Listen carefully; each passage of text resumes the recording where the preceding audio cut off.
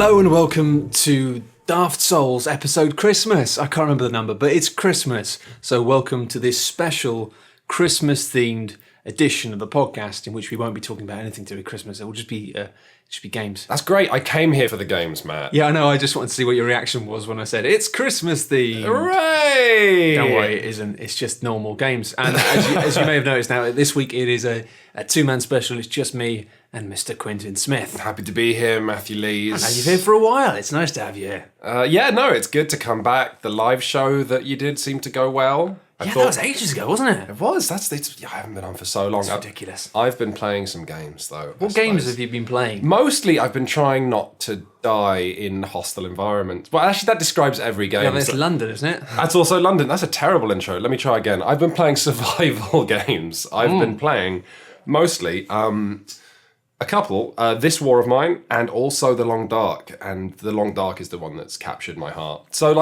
it's funny these days because you turn on Steam and you just can't move for survival games. You know, games that rip off Minecraft and feature crafting, or games that kind of follow after Terraria and don't starve, and you're building and you're crafting and you're building. And it seems almost like this is a big genre which everyone's cashing in, sort of cynically for.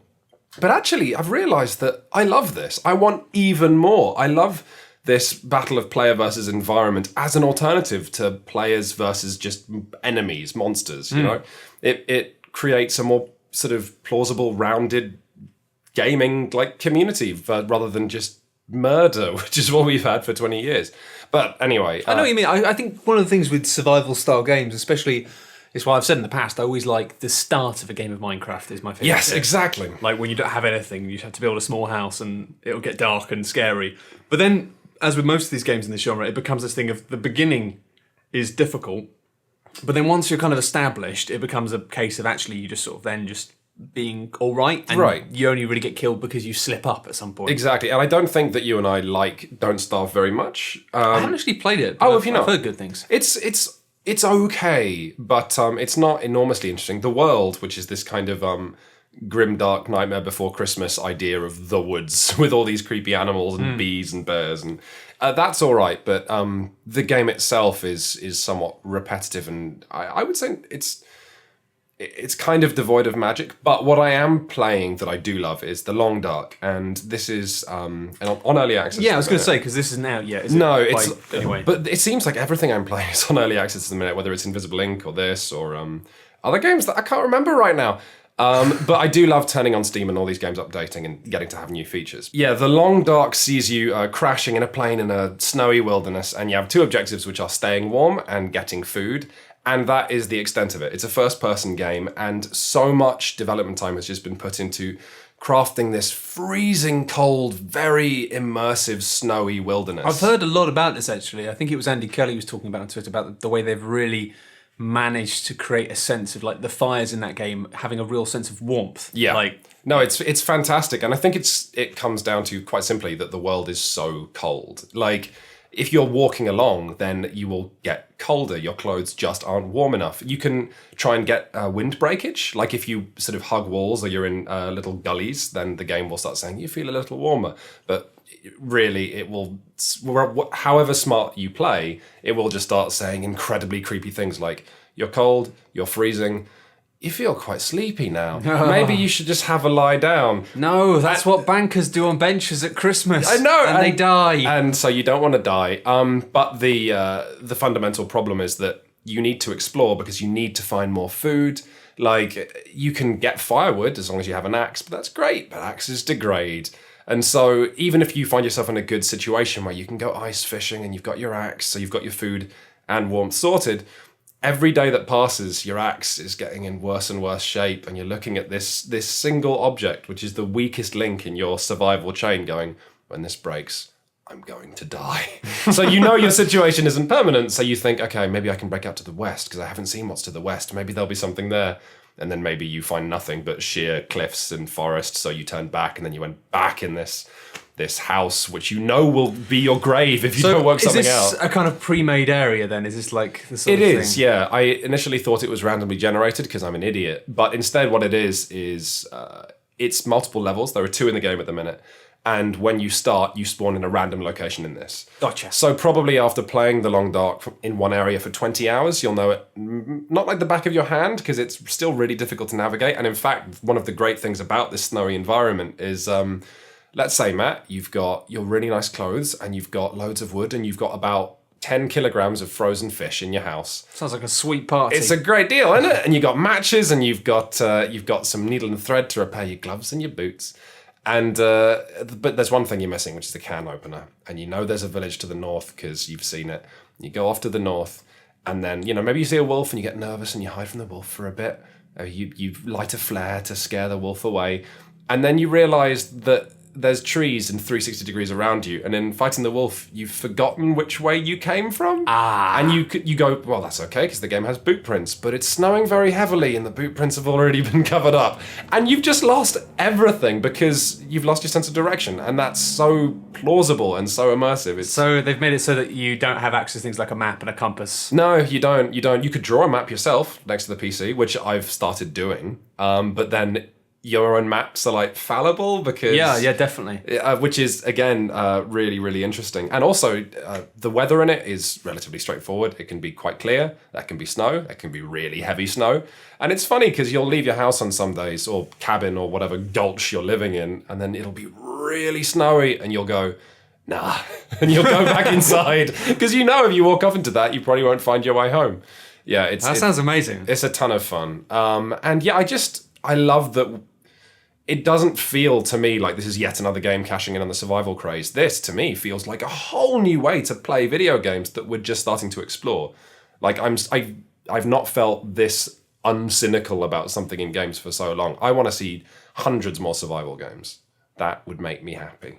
I know what you mean. I think I do like the straight up nature of it as well. Like, survival horror has always been a thing. It's always been the combination of the two. You've got to survive. And there's zombies, which is cool. I like zombies. Yeah, but it turns out like you have to survive, and there's some trees. Is still perfectly good, Yeah. Now that sounds exciting. It's nice. The other thing I've been playing though is This War of Mine, which is similar. Well, actually, it's nothing like it. It's a side-scrolling platform. I'm interested in this, but I'm mainly interested in this just because of the way I've seen it talked about. From seeing the trailers and stuff, and seeing like little bits about it, it's made me want to roll my eyes and go, some of the quotes I've seen. Oh, really? I don't know. I think it may just be that it may actually be really good, but... What have you seen that made you curl up in your chair a little bit? I think there was just, I think that somebody said like, oh, this is like being actually in a war. And I was like, oh, you can't write that. That's really awkward. Have you been in a war? I don't know. I mean, it's just... Yeah. But tell me, because basically, I don't know, I've been... Yeah, I think it's the sort of thing where when somebody's actually trying to be like, this is a game about the horrors of war, and I sort of think, how well have they done that? Well, I've heard very good things though, but tell me. It's interesting, and I think it's a mixed bag, as you would imagine from tackling such a huge subject. But first off, I'm with you. When I see FPSs about World War II, like when Medal of Honor was at its heyday, like in early noughties, I was like wincing, especially at the TV advertising. And this is, well, first off, you need to know it has a very light hand. It's about, it's an Eastern European conflict that it's modelling. It never says it specifically, but it very much is calling on this Eastern European conflict in, I think, the 90s, wherein there's rebel forces fighting government forces, but you play as just the civilians in the city who can't get out. And it's there's not enough food, so loosely you have a kind of XCOM style base which you're developing. Like, you're building beds and trying to get a radio working so you know what the weather's going to be like, and you're shoring up your defenses, and maybe you're distilling alcohol in the basement, because the whole game is about surviving in this economy. And I think a lot of survival games do this, where you have to... You're never going to have enough of everything in your scavenging, so you need to have a surplus of something, and then you're going to need to trade, like, for example, the cigarettes that you've got someone rolling in the basement for the food that you need. And then at night it becomes this platforming thing where you go off into houses and find what you're going to find. And that's interesting, because sometimes you'll enter a burning house and there's nothing there, and that's cool. But there's this horrific thing that happens, and this is why the game is interesting, as to how you treat other humans and how scared you become of other humans. And I think if This War of Mine succeeds at anything, it succeeds at the sort of terror and the uncertainty of how other people will treat you. when you see them, because sometimes people will sort of like be horrific and have guns and just kill you for what you have, which is where the game has received criticism, because people who've been in the conflict have said it wasn't like that. Actually, everyone just looked out for each other. And that's not the case in the game. You can find some people doing some really dark stuff. But where the game succeeds is in things like someone might knock on your door in the day and it's a woman saying like, there have been a lot of murders and rapes at night, so it would be really great if one of you could come and help board up our windows. And it's like, do you want to give up one of your people for a day to go off and do this? Because the game's not going to be like, when your person comes back, he found a magical sword! So well done for making the right moral choice. It's like, no, you'll just lose a guy for a day, and that's a day he's not rolling cigarettes. So it's interesting, and it has a really interesting art sort of palette, and the biographies of people are really good as well. When you have, I don't know, some school teacher or like a school principal, and she comes to you and you're looking after her, and it's funny because she's useless, and if you click on her bio, it's all this like stuff of her saying, yeah, I thought I was important and now I guess I'm useless. This is actually really depressing because she can't do anything because she's comparatively unfit, and so then you get into the ethical questions of things games have done before of, do you want to get rid of the useless woman and keep all of the fit men who can go off and scavenge at night? Or do you want to protect the women? And the game doesn't tell you that anything's ethically right or wrong. It just leaves it up to you, doesn't reward you either way. Which is fine and interesting. I'm certainly enjoying The Long Dark more, but it's nice. It has base building and platforming and ethical dilemmas in a modern war. So that's something, I guess. Yeah. You should play it. It's interesting. No, yeah, I intend to at some point. Some of the stuff you've been saying there reminds me of something very different I've been playing recently. I know you're not as into it because you just sort of lost interest in the Game of Thrones universe. Yeah. As we were talking about yesterday. But I've been playing the Game of Thrones thing from Telltale. I've just put up a really big video about it, actually. So if you have played it a little bit yourself already and you have played it, then check that out because I go into a bit more detail and there are some mild spoilers in that video, etc. But generally what I've been impressed by is the fact that it does kind of work so well within the... Everyone was like, oh yeah, of course it'll work really well in Game of Thrones because like Game of Thrones is a series where people die all the time, which is like what happens in The Walking Dead. But that's not actually why it works. It's like it works because of the fact that like The Walking Dead puts you into a world in which like morality has suddenly had to be kind of put on hold sometimes. And it's this thing of being like, we kind of maybe need to just not be 100% moral now, but then we'll get back to being moral. Yeah. And it's about this idea of like morality sliding and where do you draw the line. Whereas in the setting of Game of Thrones, like morality's never really been that much of a big deal. And actually the people who haven't been terribly moral have consistently done better. Well, now here's something that I'd like to ask you. So the interesting thing about The Walking Dead was that it questioned how much you cared about morality in a world where morality didn't really have a place anymore. Yeah.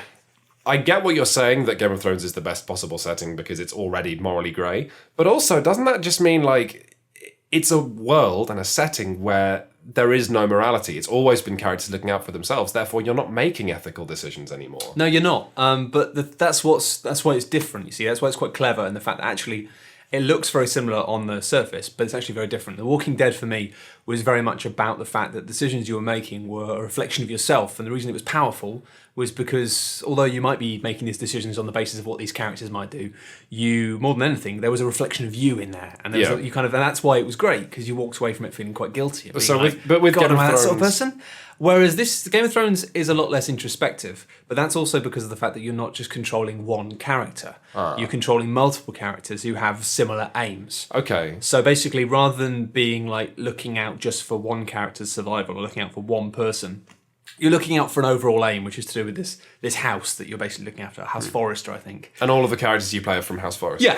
Yeah. Like all of the characters, well, in the first episode at least, are all of House Forrester, but they're in different locations. And it's just this thing of having to kind of look out for a greater good, but also often you kind of get the sense that you might be putting yourself personally, that character, at risk by doing that.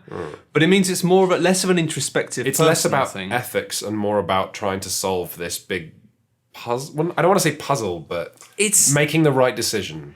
It's basically this sense that you are really on the back foot, and it's very intense. And I mean, it is the classic, as I say, it is the same trick. And there is a question every time I play something like this, I think, how many times can Telltale get away with this trick before it's just like, nah, it doesn't work anymore? Like, Which trick are you talking about? Well, the trick of the fact that the decisions you'd make don't do really much. I mean, apparently, like, I think I haven't seen it myself, but apparently, like, things do fan out a little bit more in this, but they still resolve themselves in pretty much the same way. Yeah. It's like you end up with different flavors of outcomes, but the outcomes are all the same. Which was, I mean, that was still my gripe with Mass Effect even back in the day. Like, of Mass Effect's many questions still not. I think it's the only way you can have a solid, really tight narrative without tons of budget. Like, to have a properly sprawling, forking off multiple choice thing, you just need so much more money. Yeah. And I think I get the impression that, clearly Telltale stuff is made in a bit of a budget by the fact that it's like, it's always a bit wonky and it's always full of bugs and stuff.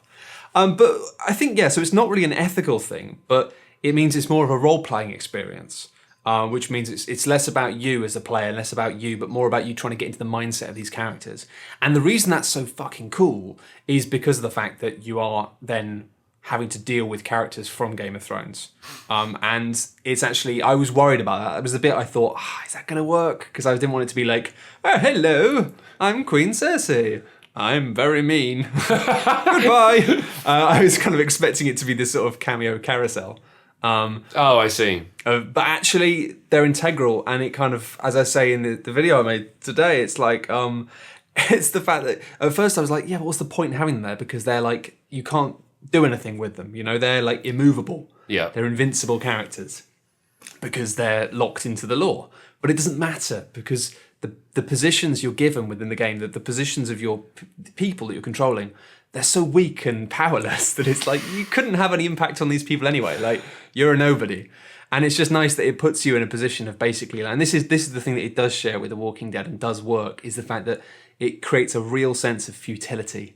And so when it turns out that, your decisions haven't really made a massive impact on the way things have panned out, that doesn't strike me as being frustrating. Yeah, that's just nice. Because it's like, you're kind of fucked. Like, right from the start, it's like, if you know anything about Game of Thrones, then it starts after a certain wedding, and the events that follow basically suddenly put you in a position where, as a northern family, as a traditional northern house, you're now in a terrible position. And it turns out that some people who support the throne want your land and your stuff, and they've got an army and you don't. Well, I mean, like, you're just fucked. Like, you are just fucked. It sounds nice because if you are a fan of Game of Thrones, then you can see characters and situations you like from a different perspective. Yeah, and I mean, it's that, and it's also the fact that it plays with what you know. In the fact that there's a point at which, like, you have to deal with a terrifying character, and it's this duality in your head of, like, you knowing about that character from having followed the show or read the books and being like, I know about this character, but then also having to try and work out what the best decision to make from the perspective of the character in the game is, and being like, I don't want to do this, but I think it's the best thing to do, like, for this character, even though you're like, this might be a terrible idea. But you kind of, it's that difficult thing of having to bend the knee that, like, it's, when you're reading the books, you get frustrated with the characters sometimes, but it's like, when you're in this situation, you have, like, these horrible people, and you just have to, like, you think, well, maybe I just have to just do what they say. Like, and not, you want to be a hero, but you often aren't. Like, because you think, I might get killed, or worse. Like, and it's just interesting. It very much makes you feel like you are a player in the Game of Thrones, with all of the tension that comes with that. Except that you're a player who's doing really badly. It's not like you're a Tyrion or a Cersei or whatever. You're like somebody at the bottom end of the scale who's like one move off of just being knocked off the table. God, Dragon Age Inquisition also came out this month. I still haven't played it. I haven't played it, but it's, I mean, I came really close to buying Dragon Age 2 the other day. Don't do that. Why would you do I that? don't know. I kind of feel like I've missed my chance to be relevant and talk about Dragon Age Inquisition. So I'm like, well, if you're going to, might as well just play Dragon Age 2. What, and do a cool retrospective and be alt? I don't know. I just sort of... I've heard miserable things. And I've heard such a mixed amount of things about Dragon Age 2 that I'm increasingly intrigued, because I've got people who say it's one of the worst games they've ever played, and I've got people who say it has bad aspects, but has some of the best characterization and best, like, character-driven stuff. You know, a funny thing about Inquisition that I'm hearing is the thing that everybody is talking about is how good the throne, or like when you are sitting on the throne and judging people, which I've extrapolated, at some point in the game you become an important deal and then have to make decisions. A lot like The End Daenerys. of Fable 3? Yeah, and in Fable 3, and like Daenerys does in Game of Thrones, she sits on the throne and she makes calls. And everyone's saying how good that is. And it still reminds me of how, like, the best moments in the Mass Effect series were making those decisions. Yeah. And maybe, I hope, this is me hoping against hope, that BioWare might realise those are the bits that everybody likes the most, and that everything else, you could probably reduce it in size or leave it, and then we could just have... It's interesting. I haven't played Inquisition yet, but from the moments I've heard about it, I get the impression that a lot of the kind of... It's been described as more MMO-y style stuff, of wide open areas and little quests. I kind of figured they're trying to tap into the like Skyrim market a bit, really. Oh, that would make sense. It's a Christmas game. They might try and be positioning it as that, as being like an open world, relaxing sort of thing you can just kick back and play and mindlessly do stuff in a nice, pretty setting. That would be nice. Because I think that the problem that BioWare have had with both Mass Effect and Dragon Age is the fact that the first games were both pretty amazing, but neither of them sold very well. And ever since, they've just been like trying to solve the puzzle of just trying to how can we recoup the money on these things and make money with them. And it's resulted in both of the series just changing quite dramatically as they went along. Mass Effect less so. It just sort of ended up having a much heavier slant on action.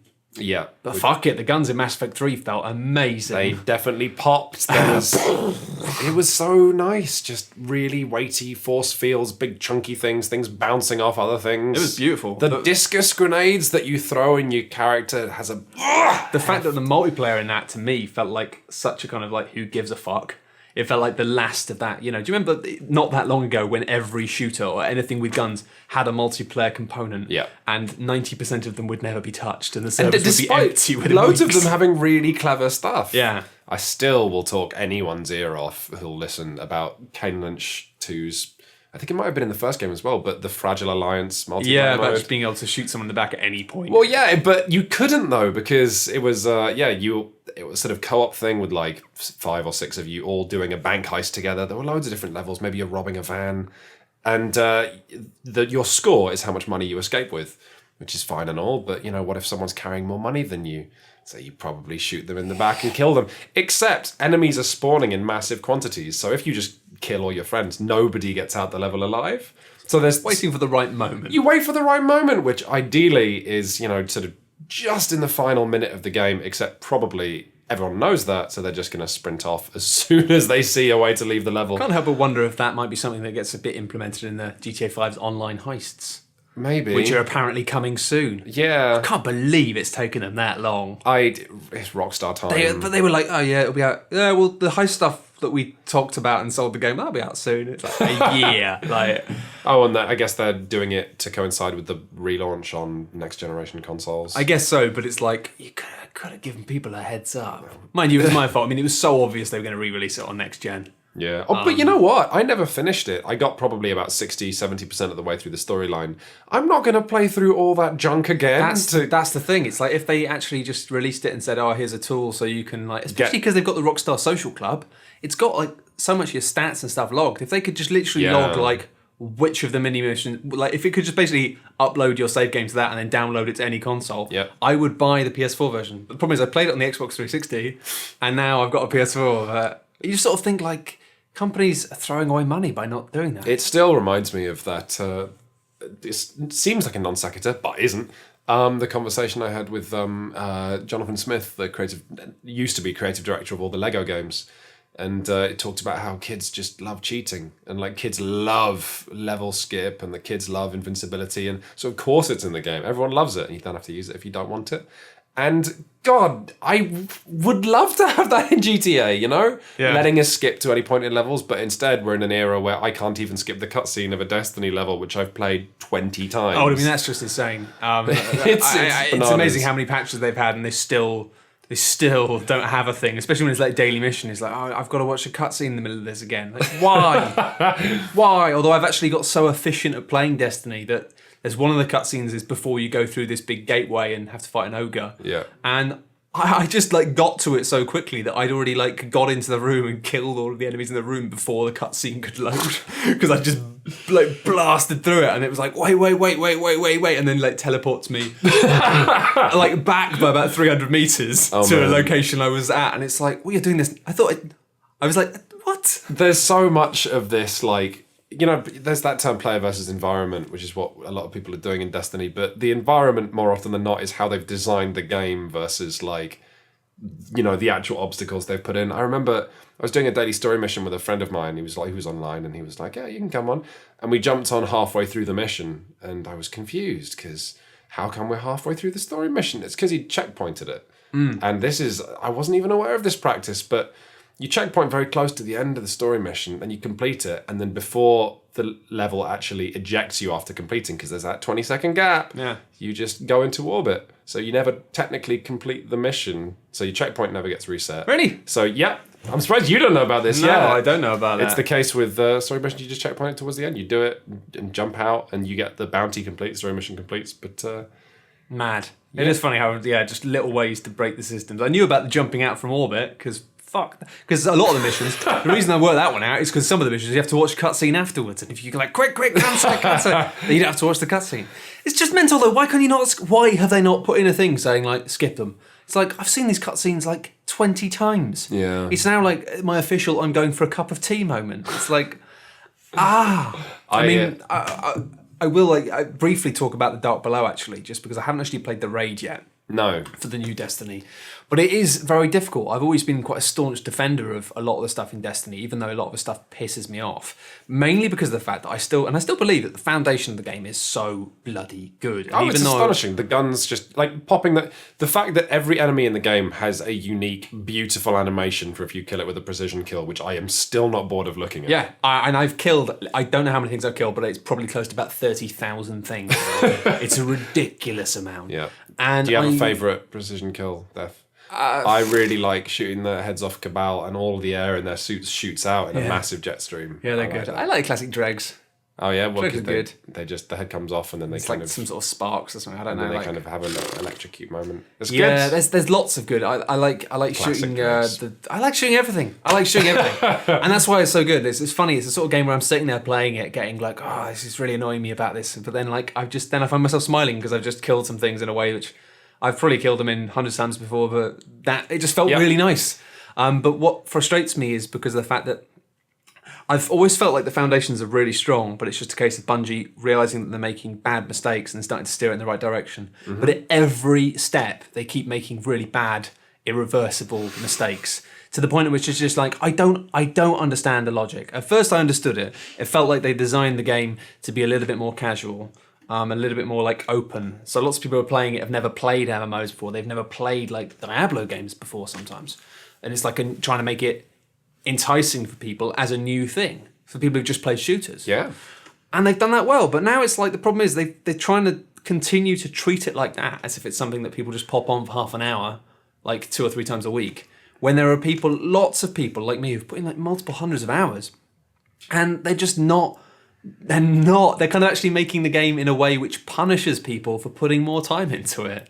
You mean like just because the content is always there if you want it, you can always play the same mission and try and get that smaller chance of an exotic. But the content's there, but it's really hard to squeak it out. Well, it's just the fact that like they did a thing recently with the update where basically all of if you had exotic gear, then suddenly it was like they upgraded it. So actually, a lot of the gear that you got before, if you find it now, is of a higher level. Yeah. But if you got the old stuff, it stays at the level it was, unless you spend lots of money to upgrade it. And it's like, there's no benefit if you've already upgraded things. I'm in the which is just mad. It's like, if you've spent like 10, 15 hours fully upgrading an exotic pistol, and then somebody else has just got one, like, you don't get anything for that. Like, and it would have been so easy to implement just a mild bonus for being like, oh, hey, and the same thing. It's the same thing with the way that the whole system works with the upgrades of like the Vanguard levels, and basically a lot of the game, if you don't know, is to do with reputation. And in the early elements of the game, like when the end game first starts, it's like you basically got to earn reputation, which levels up ranks within these kind of different like groups, and you do that by doing quests or whatever, doing specific things. And then once you got to level 3, you could buy armor. And then, you buy all your armor. And then you look slightly nicer. Yeah, which originally, as an endgame thing, was a little bit weak, but it was all right. But then the problem is, we got to level 3, and then you get to level 4, and then you get to level 5, and you get to level 6, and you just keep leveling it up because you're still earning this stuff, and you don't need it. And it's like, I've got like level 9 or level 10 Vanguard now, I think. And the problem with this is it meant that at some point, Bungie had to work out what the future was going to be in terms of like how the progress in the game works. And they'd set it up originally as being like, oh, if you get to level 3, you get this, if you get to level 4, you get this. But now there's such a huge disparity between players, I imagine, of some people who've maybe just got level 3 Vanguard, but people like me who've got level 9, probably people who've got level 20, that they can't then be like, oh, well, we'll make it so that when you're level 10 Vanguard, you can unlock this stuff. Because there'll be some people who are like, well, I did that ages ago, whatever. And there'll be some people who are like, I'm never going to be able to do that. And so what they started to do is be like, oh, well, every time you level up, you'll get an item which is useful. But then it's like, but I've already done it 15 times and it doesn't give you anything retrospectively. Yeah. It just feels like they've fenced themselves into this corner of the only way they can do it, basically, is that because they didn't have any concrete plan originally set up in terms of having this long tail of progress, now they just have to do it on a kind of like on the fly basis of being like, oh, if you get this stuff done this week, then you get this. And it's a massive kick in the teeth for anyone who's just been like playing it for ages. You know, my favourite thing about the Dark Below is that I fell out of love with Destiny. All my friends would, just posting photos of their ridiculous thorned, barbed, glowing shoe that they got that day. And now I've with the Dark Below's come out, I've gone on and I've got my armour and I've got my weapons. And now I am at exactly the same level as all of my friends, despite being about 100 hours shy of where they are. Yeah. Which is insane. Like, it's really difficult. And I think on paper, what they were doing made a lot of sense, because I guess the way they worked it out was that you look at something like World of Warcraft, right, where every year, maybe, they'll have an expansion which will massively increase the level cap by 10. But what they've done is they've gone, it seems to have been like, instead of going, oh, well, every year we'll upgrade the level cap by 10, they'll go, well, we'll do that, but we'll do it in increments. So every 2 months, we'll increase the level cap by 2.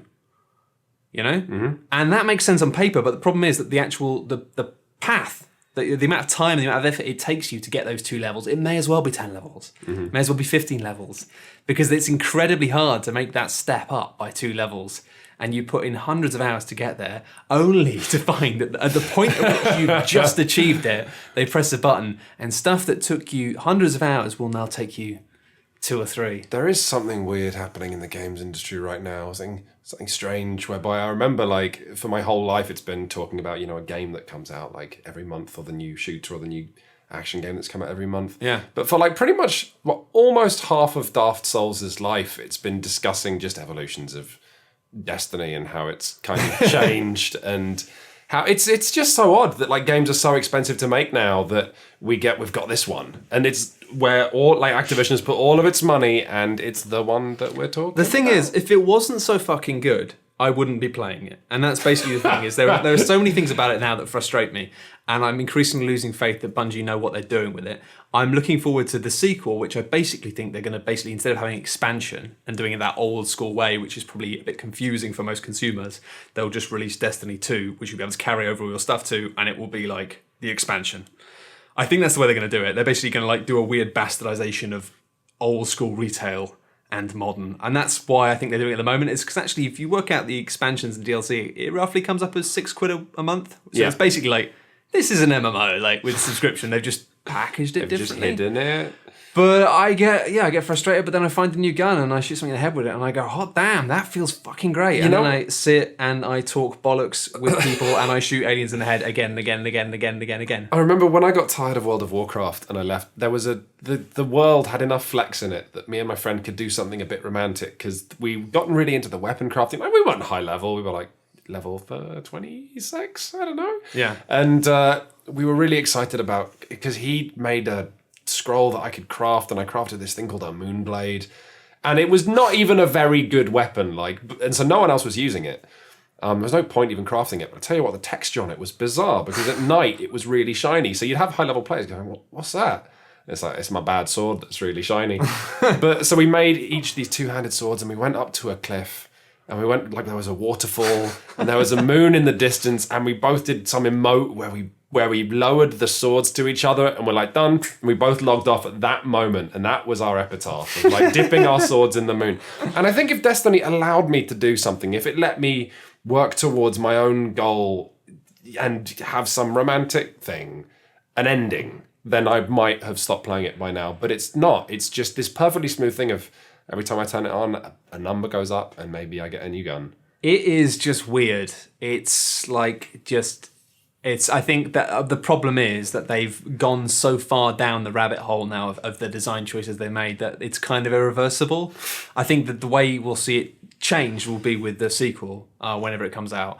And it is, but it's like, it reminds me of Diablo 3 in the way that it's just like, it's still a good, I mean, Diablo 3 when it came out, it's still a good, fun game. It's just, it had lots of problems which made it ultimately something which you kind of walked away from with a real sense of frustration. Whereas I feel like Destiny's going to be exactly the same. And I feel like it's going to be actually quite easy to fix. It just requires a reboot in the same way that Diablo required a reboot. In the same way that it basically took somebody to look at it and go, this isn't fun. We need to just literally just go back to the, like, why isn't this fun? Let's fix it.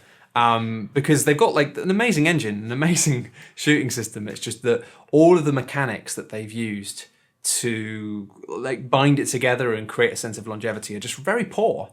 And I think it's really, I'm hoping that the studio are really in a place of hubris right now, because it feels like they've just blundered into this. Maybe they've hired a few people from Blizzard or whatever to like help out, but it just feels like really they did not do their research, because it's a genre which is extremely like well fleshed out.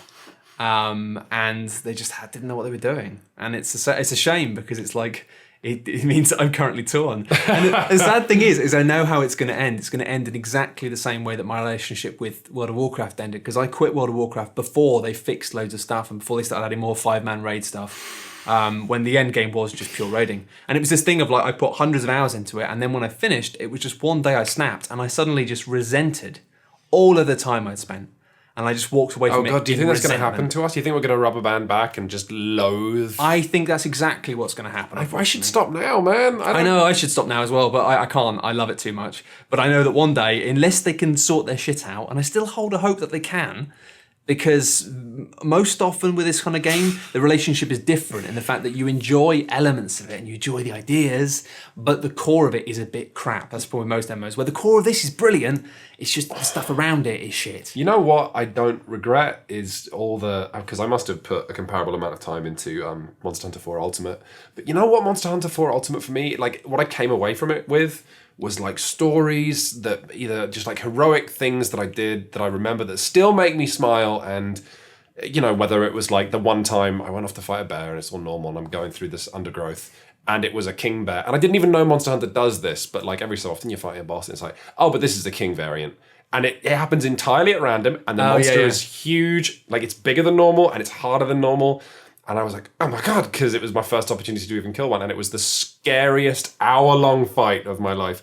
I have stories like remembering like me and Kazza McDonald, also like on Daft Souls now Kotaku UK, you know, like standing up and screaming when we finally did something. That's like what I took away from Monster Hunter. And I guess every day that I play Destiny, that I still enjoy it, but don't get those memories out. I guess, yeah, you're right. It's like this growing bubble of resentment. I have little moments, and I do have some memories, but the memories are all very social. Like memories of like everyone standing on the fan and jumping up and down, or like all of us crouching around the random android who was AFK in the tower and making it look like we were all trying to suck him off, and just knowing that he came back and went, what the hell? And I do have nice moments on like a day-to-day basis. Like there was a bit the other day where a dude like killed one of the big hive dudes with a sword, and there's a bounty you can get where you've got to get kills with the sword, and I didn't have it. I didn't have that bounty, but he obviously didn't either, because he killed it and he ran out of this cave holding the sword, and then he saw me and he dropped the sword on the floor as a sort of gesture of being like, oh, I don't need this, but you might need it. So, and I have had so many nice experiences with strangers without the talking. Yeah, I also like the fact that if you go AFK in Destiny, right, it happens like it always happens. You'll just at some point your like controller will shake, and it's just like another character in the world will just come up to you and punch you in the face, and just being like, "Are you there?"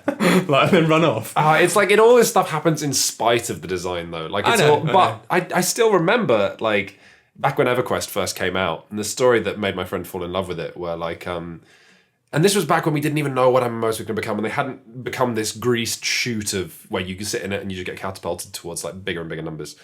And that chute is very greasy and very polished. I don't even know what they make it of these days. I mean, I've talked about this in the past, but I think it's the beauty of MMOs to begin with for me was not being able to see the chute. It just felt like exploration and stuff. Exactly. And so this EverQuest story that my friend tells of like he goes into a village and he was playing a dwarf, and this huge giant comes up to him, and this is like, this is the 90s. It's amazing to think that this was how MMOs began, because we've so lost our way from this. But a giant, this huge player, comes up to him and like types, because it's the 90s and the messages slowly pop up and say, "Hello, I can't go into that shop there because I'm too big.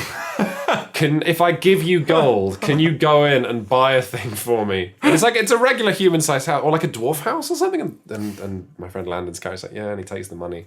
He goes into the house and buys a thing and gives it back to the giant. Beautiful fantasy version of a teenager trying to get someone to buy them booze. Yeah, but like, and that is what people envisioned, like coming out of like MUDs from the 90s and how these things were so social, and just all that social stuff is kind of like, I guess partially because it's a console game, and like, that relatively safe text interaction has been replaced with voice, which is better for friends but worse for meeting strangers. Yeah. And so by its nature, Destiny has actually become like, yeah. It's funny, even though they've added the opportunity now to switch on voice chat with strangers in Destiny, yeah, I haven't had the balls to do it. Purely because I think it would break my heart.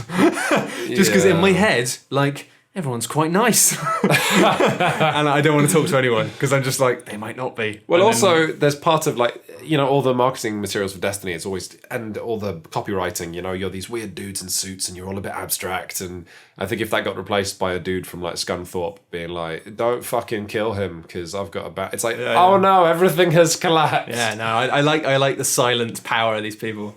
But anyway, I'll stop talking about that now because I know that some people just already aren't interested in it. And I get it. It's like, it's tough because there are people on the outside just being like, a lot of people just weren't grabbed by it at all, and they just played it for about a few hours and just went, "This is shit, I don't like it." And it's like, fair enough. But man, I love them guns. Those guns. Shoot people in the face. I'm okay with like, if I'm gonna play shooting games, I'm okay with there being one and it being the best and it evolving continually. I'll tell you what they're gonna do. A really easy way to fix it, right, in its current state, which would, I mean, like, I still think we were so close to escaping the. I'll just know this take 2 seconds. The really easy way to fix it will just be to like just mix it up.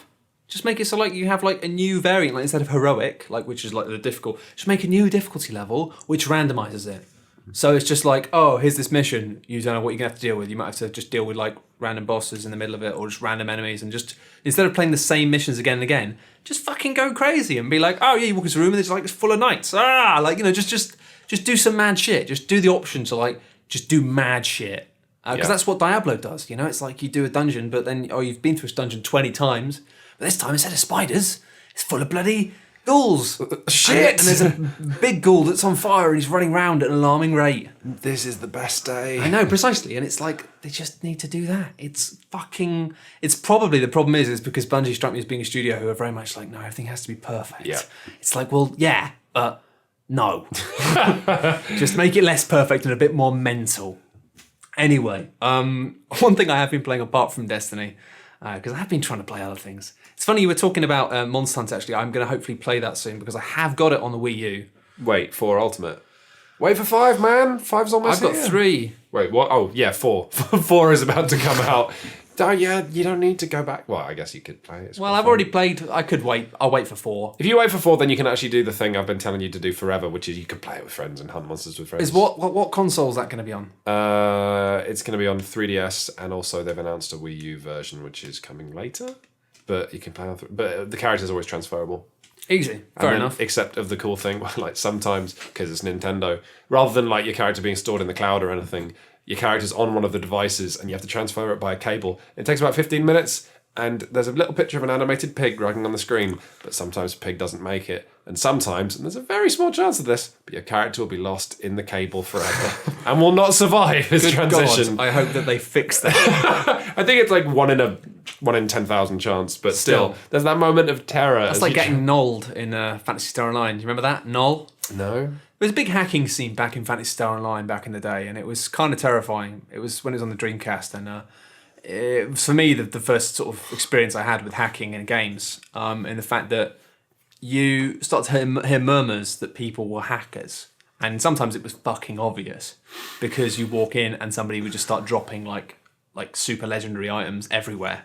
Like they'd just be like just dropping all of these and being like, hey, have this stuff.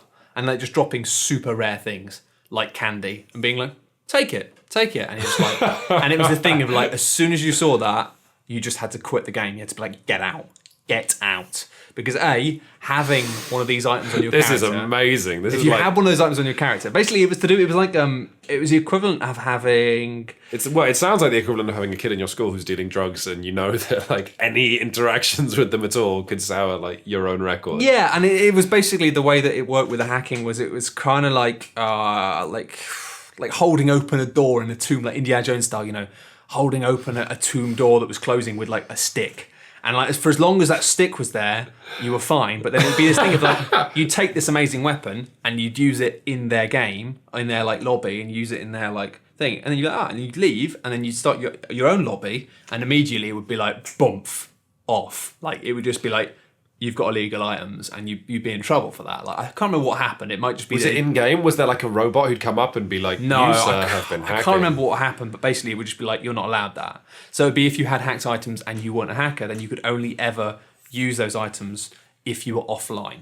Otherwise, it'd be like if you went online with them because you didn't have the stick. This is sexy. This is like contraband. It was, but you could never wasn't worth it. And also, it was the knowledge that you could be nulled because there was a character called Null, Nol, who exists in the lobby. I think she was just an NPC who wore blue, and your character getting nulled was basically if you were in a game with a hacker, they could null you. Where I think you get a blue screen, and then you'd have to restart your computer, you restart your console, and then when you load the game up again and you like go online, instead of your character, your character would now be called Null, and you would be level 1 and trapped at level 1. And it would basically nulling was basically.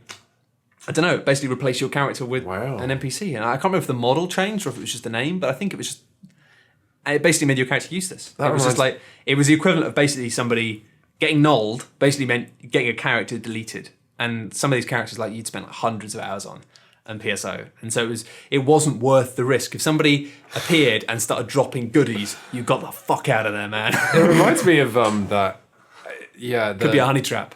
The Operation Flashpoint, the old soldier sim by Bohemia Interactive. But if you were playing with a cracked version, it just wouldn't. But the copy protection picked up on it. It wouldn't tell you. But then you'd enter the world of this soldier game where you're a soldier with a gun. And instead, you'd just be playing a seagull, and you would just like fly around the world as one of the seagulls, which is actually the camera in multiplayer. If you got killed, you'd play a seagull and just. So you'd have, if you had a 16-player multiplayer and everyone died with one person, you'd have 15 seagulls flying overhead. That's very watching cute. you. But yeah, it's just like, we're onto you and you're a seagull, which I always liked.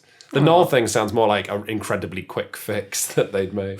It was just quite terrifying. It's spooky. I do love these horror stories in video games though, like this or the Pokemon like death cartridge or whatever it is. Yeah, it was just weird. And there was just this weird kind of distrust you had.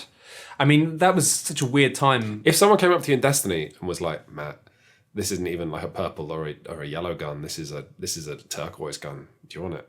If it had a name like the badass gun. Well, I think that's why it's smart that they haven't allowed any form of like trading at all in Destiny, because it's like if they allowed any form of trading, then they'd have to have an economy, and if you have to have an economy, then it's just like if they had trading without an economy, without a world economy, it would just result in a black market, which would result in hacking. You haven't answered my question though. If you just went online, let's say you were patrolling and someone just comes over a hill and says, "Well, how would they say it? They can't talk to people. That's what I like about it." What if he's just there and he makes like a pointing emote? But next to him is a white engram. No, wait, they're shit. No, yeah, they don't exist. Yeah, a white engram. You've never seen it before. He just points at it. Do you pick it up? Pick it up, yeah, because it's probably, it's fine. Oh, it's a really, okay. These are different times, Quinns. You can't hack a whole server like that. That would be insane. I'm just thinking. I'm just daydreaming. This is daydreaming. If I was writing a novel about Destiny, that would happen in it, and it would be like... I'm doing anything I can to make Destiny seem like colourful, the resentment bubble. I'm trying to burst it. Oh, I know what you mean. But yeah, PSO was crazy for that though, because it was just this there was communication, but it was all typed. And if you had a Dreamcast keyboard, which was basically just like a computer keyboard, but with a Dreamcast cable, which I did have, then you could talk a lot more quickly. Otherwise, you had to just sit and type out stuff, and sometimes you have to wait like minutes for people to reply because they were doing it on a gamepad. But it meant that often you would play with strangers, and there was a real sense of you didn't trust people because this sounds like the worst world. But you couldn't trust people because the thing was there was no trading system in that game. It meant if you wanted to trade with people, the way you did it was by dropping things on the floor. And then it meant that you could be trading items with a friend, and some other dude who was in the game could just quickly run past and pick it up, and then leave. And that was it. It was gone. There was no insurance. It was like, that weapon is now gone. That's fantastic. This is the thing that's mental, and this is why for a long time I distrusted most French people on the internet, which is sadly not. I'm not making this up. I'm not making up the racism. I mean. During the last boss fight, I had a weapon called a Lavis Cannon. It was a very good sword. It was a sword that had an ability to do a ranged attack. It looked really cool.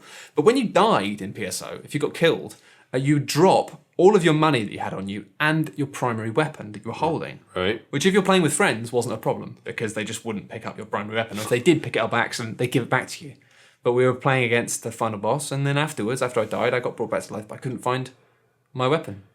And the only other person in the group was a French dude who had stolen my sword. And that soured your concept of the entire nation of I was France. a child, Quinn. Okay, well, that's fine. I didn't understand the world. Oh, man, the coolest thing in World of Warcraft... But no, I just because everybody I knew seemed to have a story of some French person stealing something really? from the PSO. This is like Russians being creepy Dota players. I think it was. I'm not sure how true it was, but at the time it seemed to be a bit of a stereotype within my group of friends anyway. Everyone had a bad experience with a French player stealing something from the PSO. So, in... the best thing that was in World of Warcraft, and again, this is one of those things that got removed as like, it was one of the most exciting things about the MMO, and then it just went away, which was Booty Bay, which was the sort of piratical theme. It's like completely, yeah. I mean, that kind of got removed. Yeah, it did. So it used to be a crossover area where the Horde and Alliance could hang out, but it wasn't like a battleground. And man, my memory of World of Warcraft is so shonky. But yeah, it wasn't like a fixed area where you were at war. It was just kind of a town, and so you could go and talk to vendors and stuff. And this got patched out within easily the first 4 months of the game's lifespan, I think. But Horde and Alliance people could just walk around. And there wasn't... Oh, that was it. It worked because there wasn't any benefit to killing... If you're a Horde, killing a human doesn't actually help you. So you could walk around and you could initiate combat, but if you won, it didn't do anything.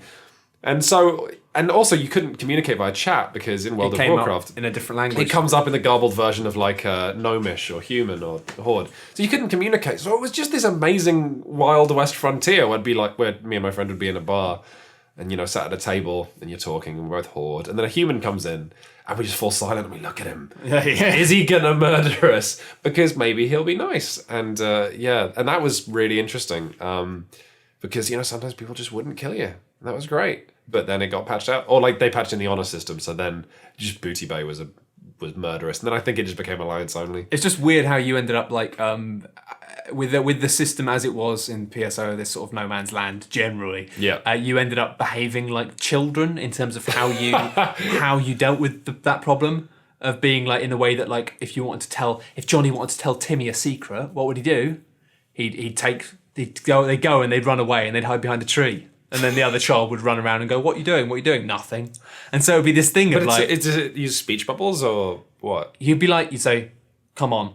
And it would just come up saying, "Come on," that you typed in. And then you'd like run off with your mate, like round a corner. You quickly drop your items. You quickly pick up the right ones. And then the rando would run around the corner again and look at you and be like, oh, he wouldn't know what was going on. But it was that thing of like, quick, we have to get away from him. Like, have to make some distance just so even if they spot the items and they try and nick them, they're too far away. Like they can't run. They can't sprint fast enough to grab your item.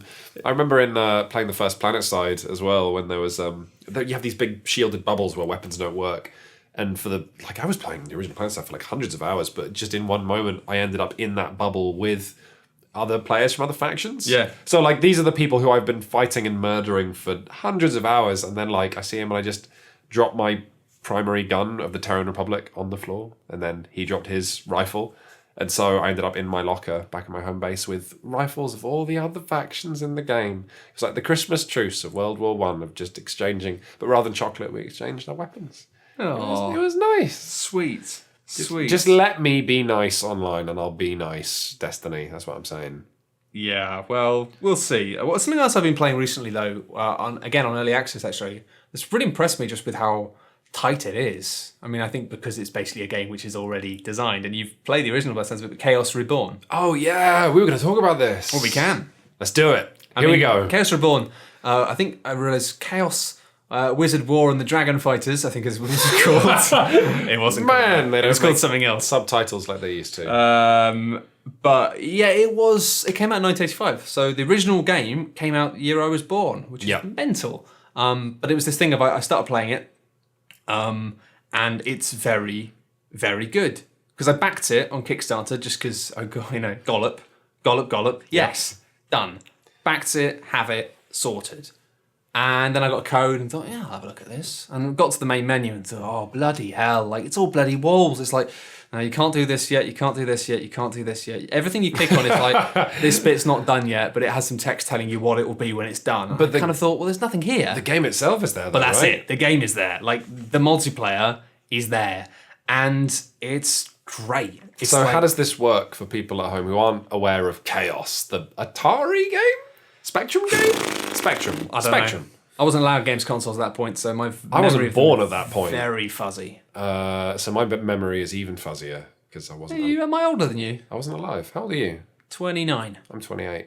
Ah, no, you weren't alive. Am I 29? I don't know how old I am. I really don't. But yeah, so it's kind of this grid-based wizard combat system. Yeah, I mean it's hex-based. It used to be grid-based, now hex-based. Okay. Yeah, so it's hex-based now.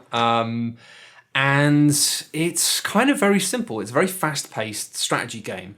It looks like a card game because you have cards at the bottom of the screen, but it's not. It's very much more a kind of like strategy board game. It's a lot like a board game, really. In the fact that the way it works is you've got your wizard, you can move your wizard around, and you can cast creatures or spells. And then basically the aim of the game is to kill the other wizard. But whenever you attack the other wizard, it has a certain percentage chance that you'll just kill them outright, depending on what you're using. So if you're using a really powerful spell, then you might have like a 50% chance to just kill their wizard. This is the thing, you don't have like hit points in this game. No hit points. And yeah, so it's just landing a hit. And that is interesting because it does result sometimes in some ridiculously quick games. I've had some matches where it's like, I move forward 2 spaces, they move forward 2 spaces. I move forward and cast a fireball spell at them. They die. Which is fine. I love that. That is how a wizard fight should go. Yeah. And it feels very much more like a board game of being like not having something designed to like necessarily sprawl out into massive long games, but something which can just be over within 10 minutes. It reminds me of all things like tennis and how actually that's not a model that games often use. How tennis can be over in one hit or it can have rallies, and actually that's not just fine, that's exciting because if it's over quickly it's funny, but if it's medium length rally, that's fine and nobody cares. But if it's a really long rally, that's the most exciting shit in the world. I had a match with two matches in a row with the same guy. The first one I killed him in about 5 minutes, and then the second one it went on for about half an hour. So is it just 1v1 in this? No, you've got like options to do more, but I've just been doing the 1v1. Oh, okay. You've got options for the classic madness of... But yeah, famously, the original Chaos, true to its name, would sometimes have 8 wizards doing all kinds of crazy shit. Yeah, you can still do that. But yeah, I mean, the way it works is that you summon in creatures and you have mana, which you build up just by collecting key points on the map. So if you're kind of bold enough, you can rush in and get these mana plants that give you more. And then you can use mana to bump up the percentages. And the way it works is basically if you want to cast a spell, which is like a really easy one, like if you want to summon an eagle, then it's like, yeah, you got an 80% chance of doing that straight off the bat. And then it's like, you can bump that up to 100% by spending mana.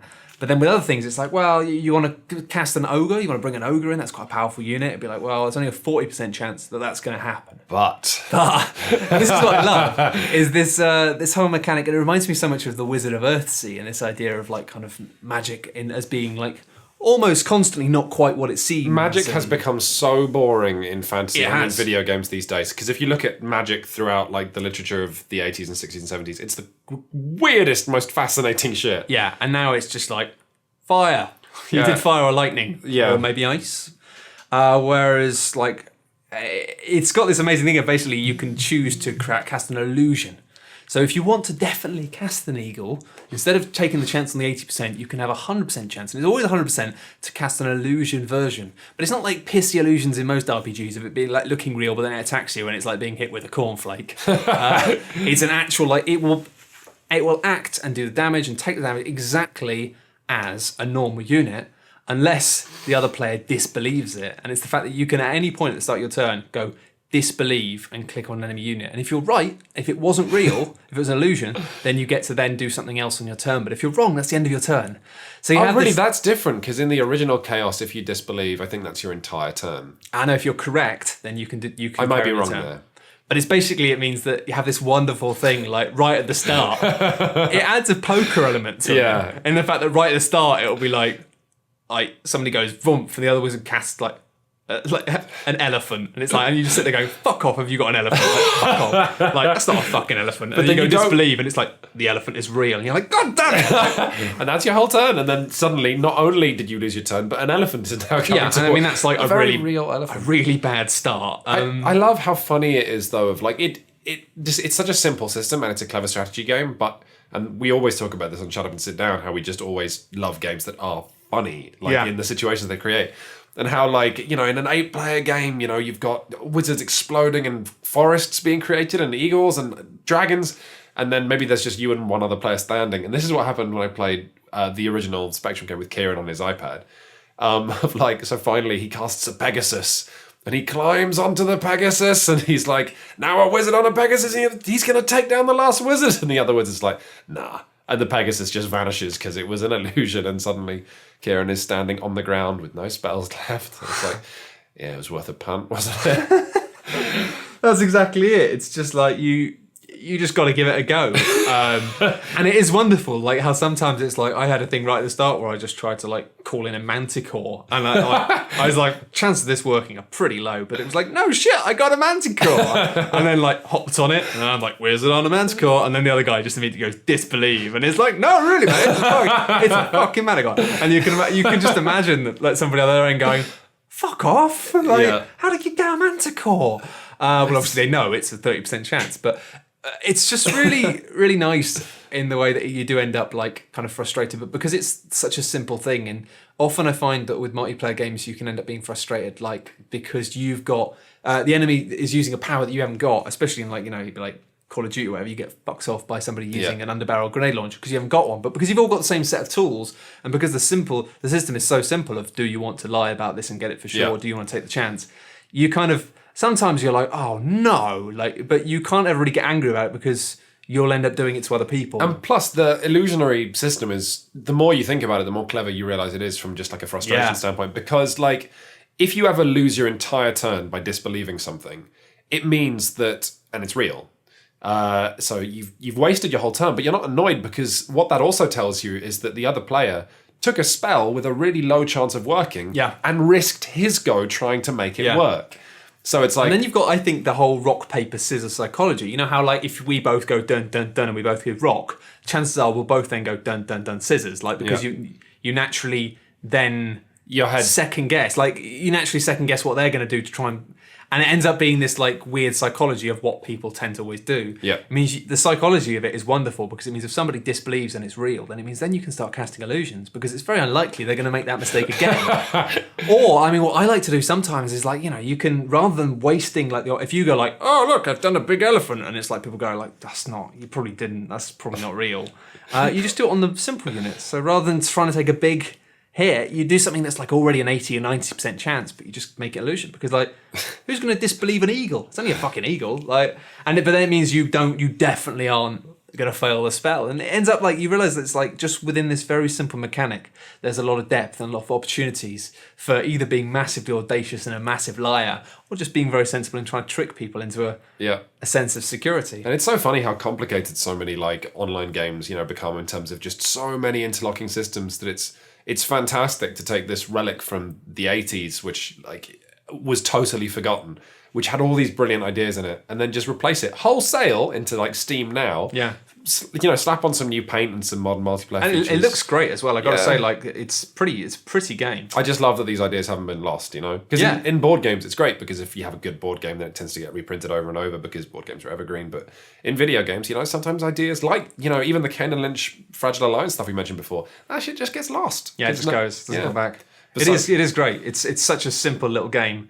And yeah, it's one of those few things where it's like, a lot of time with early access, people get frustrated because often I think with early access, what you end up with is a fragment of a finished game. You end up with something like I didn't like Starbound when I checked that out, just because it was like, well, there was stuff there, but it kind of felt like there was a lot of, it gives you the full game, but with lots of placeholder stuff and lots of holes. Whereas this is like, there's going to be loads of different modes and loads of features that aren't there. But what's there, like what is there and playable, is pretty much finished and really tight. I don't get people being upset at early access, because I think when people are like, oh, I played this early access experience, it was really annoying.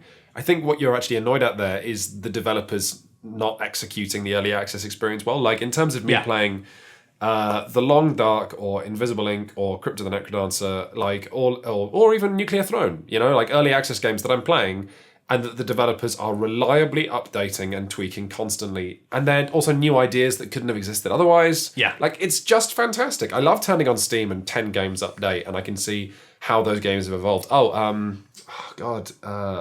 What's it called? I'm trying to remember the other early access game that I've been loving, which is... work brain. Will the thought into existence. It is a sort of... It has this Mega Drive style art design, and it's... players sort of doing a Streets of Rage style thing through a dungeon, but only one of you is I'm going to make you put the name of this in the podcast description, but only one of you is actually a hero walking through the dungeon at only one point. So like you go from room to room, right? And but all the other players control the monsters and traps, so they're ghosts floating around the screen, and they can spawn a monster, then they're controlling a monster. So imagine playing Streets of Rage, but 3 other players are controlling the bad dudes who are trying to beat you up. And so that's kind of interesting. But whoever lands the killing blow on someone who is leveling up at this point then becomes the hero. And so you're kind of tagging in and tagging out as you're going through these dungeons of like, you know, Matt, you're taking on 3 of us who are all controlling like monsters. But then when we kill you, we become that hero. And then it's all trying to level up enough that you can then take on a final boss. But it's really interesting. It's very good. That does sound interesting. Yep. I'll show you a picture after you leave the podcast, and you'll go, that's even more exciting and interesting than you made it sound. Oh man, it is a good time for games. Crawl. Crawl. C-R-A-W-L. Crawl, like a dungeon crawl. That is also on my list of early access games what are good. Also, Mini Metro. That's a good puzzle game. I've got loads of these. I could go all day. Great. Coming out the wazoo. Really good early access games coming out my wazoo. That's exciting. There are lots of good things. And actually, I've just got Elite, and I'm looking forward to going through Space. Yeah, just because a lot of my friends have been playing that. It's just expensive, isn't it? Well, it's out now, so it's not. Oh, is it finished? Yeah. Oh. I mean, I wouldn't go for the £120 early access. That'd be mad. But yeah, I think it's out like today. Is it feature complete? Is it done? I don't know. I mean, probably not, but it's. I'll find out. I haven't played it at all, so I'm looking forward to just fucking around in it. It should be a lovely time. And I've got a Wii U, which I'm going to use. Oh, I still need to. I've left that in my girlfriend's house like a Trojan horse, except not like a Trojan horse, because the Trojan horse had something else inside of it, when this is actually just a Wii U. Basically, it's a horse. It's a horse. I put a horse in her living room. House. Good. Just because I've sort of like, I'd be great to play some games with her, and I sort of thought, well, maybe she'll check out Mario Kart when I'm not there. My girlfriend is afraid of horses, so that wouldn't work for me. Well, don't put a horse in anywhere in the house then. Okay. Because Jesus, man, that would be cruel. Yeah, horses don't belong indoors, do they? Also, yeah, that's about it, really. That's it. That's Christmas. Happy Christmas, everybody. I'm going to be spending Christmas probably playing Destiny because I'm a monster. What are you going to be spending your Christmas doing? You know, I'm going to get the Super Mario what got 10 out of 10 on Eurogamer, what is good, that came out last year? 3D World? 3D World. It is pretty fun. I played it for 15 minutes and it had me smiling and laughing like a child. Okay, I'm going to get that. Which was a good thing. Cool. That's right, well, I hope you all had a happy... Oh, God, it's not yet. I hope you're all going to have a happy Christmas. Merry almost Christmas. Merry Christmas time. Bye. Bye.